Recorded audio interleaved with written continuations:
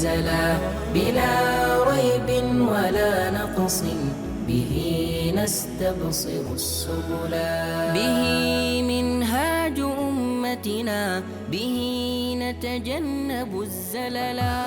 هو النبراس يرشدنا. ولدنا مازن ده أظن هو الوحيد اللي ما شارك معكم. ما شارك معنا.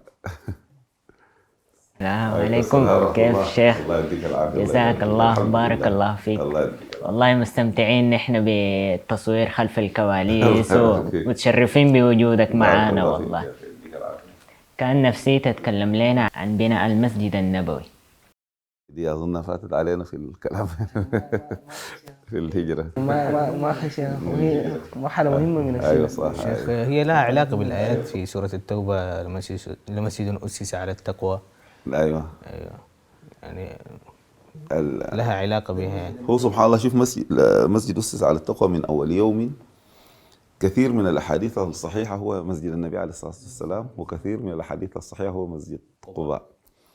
والحقيقة مسجد قباء أسس على التقوى من أول يوم، والمسجد النبوي أسس على التقوى من أول يوم. وصحت الحديث أن النبي عليه الصلاة والسلام سأل أهل قباء أن الله قال فيهم كذا، فبأنهم يعني ما فيهم من الطهارة التي شهد الله سبحانه وتعالى حقا أن تقوم في رجال يحبون أن يطهروا، فهم يحبوا الطهارة والتطهر الكامل، فأثنى الله تبارك وتعالى عليهم. برضو قالوا من الإشارات أظننا ذكرناها في أسس على التقوى من أول يوم في التاريخ، يعني أول يوم في التاريخ الإسلامي اللي هو الهجرة، يعني بداية الهجرة. نعم، لازم يسس على التقوى من أول يوم. سبحان الله. أيوة. ده تأصيل التاريخ الهجري. ذكر القنوجي رحمه الله في تفسير فتح البيان، فقال أسس على التقوى من أول يوم. النبي صلى الله عليه وسلم أول ما وصل إلى المدينة كان يعني نزل في قباء. أول شيء نزل في قباء عليه الصلاة والسلام وبقي فيهم. وورد في بعض الآثار أنه الناقة بركت هناك، مثل البركة اللي ورد في مسجد النبي عليه الصلاة والسلام. فبنى رسول الله صلى الله عليه وسلم مسجد قباء، لأنه أول مسجد أسس في الإسلام بقى فيه أجر عمرة، عشان يبقى زي أن أول بيت وضع للناس للذي بمكة. وكان الرسول عليه الصلاة والسلام يقصده عليه الصلاة والسلام أحيانا راكبا أحيانا ماشيا. هو الآن 3 كيلومتر تقريبا من المسجد النبوي إلى مسجد قباء، وكان يأتي كل سبت عليه الصلاة والسلام. كل سبت، بعضهم فسر السبت بمعنى الأسبوع، لأنه العرب الأسبوع بيسموه سبت وبيسموه جمعة، يعني ممكن يقول لك كل جمعة معناه كل أسبوع يعني، وكل سبت أو السبت المراد به يوم السبت نفسه. فاستحب بعضهم زيارة مسجد قباء يوم السبت تأسيا بالنبي عليه الصلاة والسلام، وورد أنه ابن عمر كان حريصا على ذلك. وقالوا بعضهم قال لا، إنما كان النبي عليه الصلاة والسلام يأتي يوم السبت تفقدا للذين غابوا عن الجمعة، يعني إذا كان في ناس غابوا عن الجمعة كده. ولأنه النبي عليه الصلاة والسلام برنامجه مرتب ترتيب كامل يعني. شيخ سبحان الله، المسجد النبوي يعني الأرواح تشتاق إليه دائما وأبدا. كنت أيوة. تكلمنا عن بناء وكيف وطبعا سبحان الله المنطقة نفسها اختيار الله تبارك وتعالى، يعني المسجد النبوي. فالنبي عليه الصلاة والسلام كان يقول لهم دعوة فإنها مأمورة. الناقة. أيوة الناقة. والأنصار أي واحد داير يحظى بالنبي عليه الصلاة والسلام، فكان بيلزوا أطفالهم الصغار، الكبار خلاص ما جاي إنه إنه يهشوا ويغيروا مساره. فكان النبي عليه الصلاة والسلام يمسح عليهم ويقول لهم دعوة فإنها مأمورة. فبركت في مكان المسجد النبوي، وكان المكان يعني أرض لغلامين يتيمين، يعني كان عبارة عن كنيف قمامة، يعني منطقة بتاعت أوساخ. ده بدل لك على اضطهاد العرب لليتامى، يعني عشان السيادة مساكين يتامى بقوا كوشة المنطقة. فبركت الناقة هناك، ومع إنه الناقة بتبرك في المكان اللي بيكون نظيف ومهيأ يعني، هاي لأنها مأمورة. وعشان الرسول عليه الصلاة والسلام يبين لهم تاني قومه وهشاه، تاني مشت تاني جات براه، بركت في نفس المكان. هذه شغلة من فوق. أيوة. وبعدين هم على يقين طبعا، لكن يزدادوا إيمانا يعني يقينا. فلما بركت وخلاص عرفوها استقرت هنا، جاء أبو أيوب الأنصاري وشال المتاع من الناقة العفش حق النبي عليه الصلاة والسلام، ويعني شالوا كده بس من نفسه، فقال عليه الصلاة والسلام المرء مع رحله، فنزل مع أبي أيوب رضي الله تعالى عنه. فبنى النبي عليه الصلاة والسلام المسجد واشترى الأرض صلى الله عليه وسلم، يعني لأنه يعني المسجد النبوي ده بحرمة لرسول الله عليه الصلاة والسلام. نعم. واشتراها وأصر عليه الصلاة والسلام، وزادهم صلى الله عليه وسلم يعني في العطاء، يعني أكثر من حق الأرض أو من ثمنها. وبناه رسول الله عليه الصلاة والسلام ومعه أصحابه من اللبن، من الطوبة النية يعني زي ما بيقولوا، ومن جريد النخل، 60 في 70 ذراع، بمقاييسنا الحالية 30 في 35 متر تقريبا. أيوه. وسقفه صلى الله عليه وسلم كبير ما شاء الله. مش كده كبير. وبعد ذاك بقى يتوسع. وسبحان الله طبعا لما بني المسجد القبلة إلى بيت المقدس. أيوه. فلما تحولت القبلة تحول الرسول عليه الصلاة والسلام.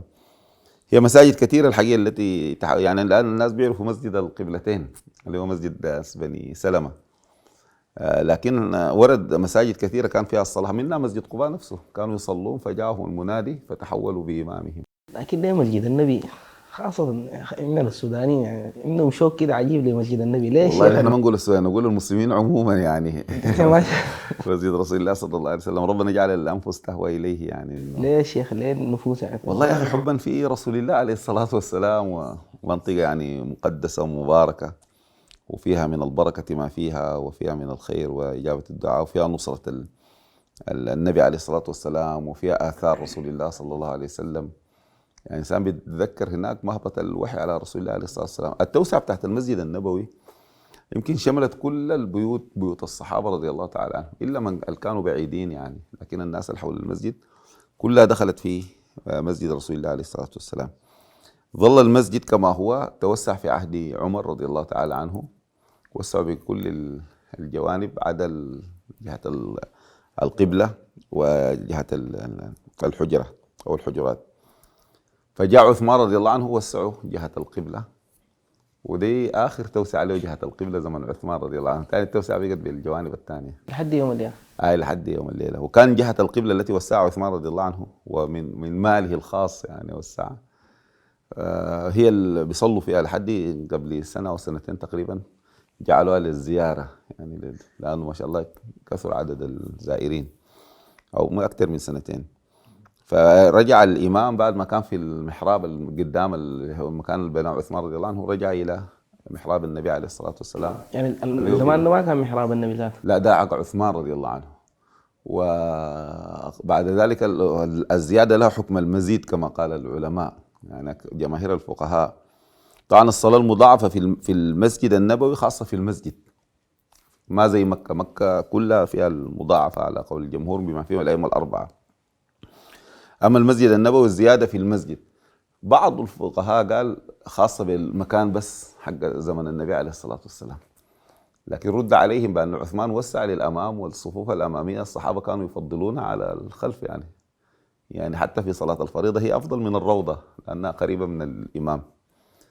واستمر الحال كل مرة يتوسع المسجد، مسجد النبي عليه الصلاة والسلام، لحد أيام عمر بن عبد العزيز أدخل الحجرة أيام الوليد، كان عامل على المدينة وأمير المدينة عمر بن عبد العزيز، فأدخل الحجرة وأقر الفقهاء بعد ذلك، ما وجدت إنكار. يعني ممكن واحد يقول لك يا أخي طيب الصلاة وردت أحاديث نهى النبي عليه الصلاة والسلام عن الصلاة في المساجد التي فيها القبور، ويقول لك طيب المسجد النبوي لا، ده وضعته خاصة، ما وجد إنكار أبدا. طيب واحدين بالعكس كمان استدلوا لك يجوز إنه الصلاة في مسجد فيه قبر لأنه مسجد النبي عليه الصلاة والسلام. طيب نحن بعض الناس الآن يعني ممكن يعارضك، يقول لك يا أخي الصلاة فيه القبر، المسجد فيه القبر يجوز الصلاة فيه، لكن تقول لي عندك عشرات الأحاديث الصحيحة عن النبي عليه الصلاة والسلام كلها، كيف يعني نردها؟ هو إذا تعارض في الأصول، إذا تعارض قول النبي عليه الصلاة والسلام مع فعله صلى الله عليه وسلم يقدم القول، فكيف إذا تعارض القول مع فعل غيره؟ يعني لو كان النبي عليه الصلاة والسلام نفسه دفن نفسه هنا وقال نهى عن اتخاذ القبور مساجد، يقدم قوله صلى الله عليه وسلم، لأنه الفعل فيه الخصوصية، فيه أشياء، فيه القول الصريح الواضح الذي لا يقبل تأويل واحتمالات. الفعل قد يقبل شيء غائب على الناس. فلذلك استقرت الشريعة الإسلامية. يبقى المسجد النبوي بفضله الذي بشر به النبي عليه الصلاة والسلام، الصلاة فيه أفضل من 1000 صلاة فيما سواه إلا المسجد الحرام. وتبقى كل الزيادات داخل المسجد النبوي فيها هذا الأجر الفاضل الكريم الكبير الذي بشر به النبي عليه الصلاة والسلام. ويبقى الأجر كذلك إذا زاد العدد حتى خرج الناس عن إطار المسجد. وطبعا المسجد الفناء حوله ده كله المسور ده كله داخل في المسجد، وحكم حكم المسجد. والآن مهما زاد العدد، وطبعا الميزة في المدينة في زيادة الحجاج بيدخلون تفويج، يعني ما زي مكة ما مفتوحة بيخشوا الحجاج هاي، لكن المدينة بيخشوا بالتفويج، يعني الناس قبل الحج وناس بعد الحج وناس بعد ما ديل يمرقوا حتى ديك يخشوا. فوازنين الحكاية اللي حس انه المسجد يشيل كل الحجاج الزائرين، يعني هم جايين حج لكن هم زائرين هنا المدينة. يا شيخ الله يرزقنا ان شاء الله. امين يا رب يا كريم. فيه الطابق الفوق اللي يسعى للناس برضو ما شاء الله. الشيخ مكثت هناك سنوات عدة. والله ايام الدراسة في الجامعة الإسلامية المدينة. نفحات الشيخ، في النفحات هناك ما في نفح هنا تدينا لا معينة في ختام الحلقة دي. والله يا اخي طبعا سبحان الله مدينة النبي عليه الصلاة والسلام. شعورك بيكون شنو الشيخ لما تكون في المسجد النبوي؟ يا سلام يا اخي، هو قد لا يذكر، بس الانسان يتذكر دائما انه ما كان لاهل المدينة ومن حولهم من الاعراب يتخلفوا عن رسول الله.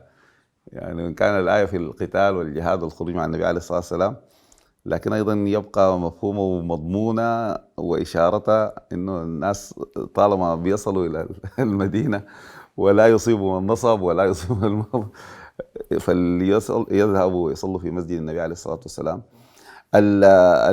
الاستذكار فيه وحلق العلم لها وضعية الخاصة ولها ميزتها ولها فضلها الكبير. المواظبة على الصلاة فيه وزيادة على الأجر. في حديث في أخذ ورد بين أهل العلم من صلى 40 صلاة في مسجدي.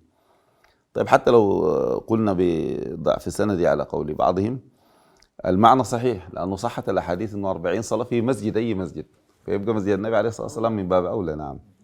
عشان كده هسه كثير من الحجاج يقول لك نحن لازم ال8 أيام دي في المدينة، وخير القدر ما يقدر. الشيخ في أبيات كده، أبيات معينة كده عن مسجد النبي، عن الشوق إلى رسول الله، تقول لنا وحاجة؟ والله يا أخي ما أستحضر الآن. طيب نخلي الشيخ يختم لنا الحلقة كده. أعوذ بالله من الشيطان الرجيم. بسم الله الرحمن الرحيم. والذين اتخذوا مسجدا ضرارا وكفرا وتفريقا بين المؤمنين وإرصادا لمن حارب الله ورسوله من قبل وليحلفن إن أردنا إلا الحسنى والله يشهد إنهم لكاذبون. لا تقم فيه أبدا لمسجد أسس على التقوى من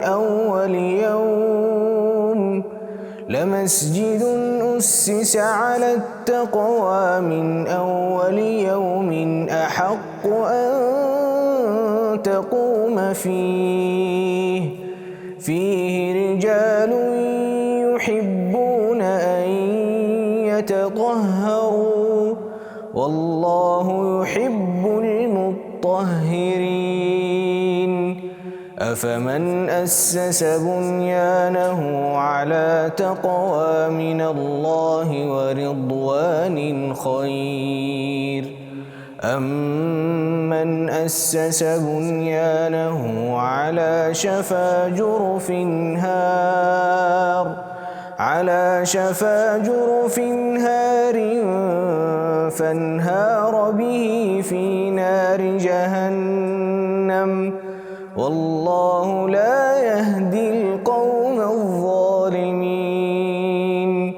لا يزال بنيانهم الذي بنوا ريبة في قلوبهم إلا أن تقطع قلوبهم والله عليم حكيم.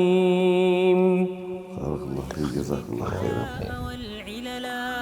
ويرفع قدر صاحبه ويكسى في غد حللا.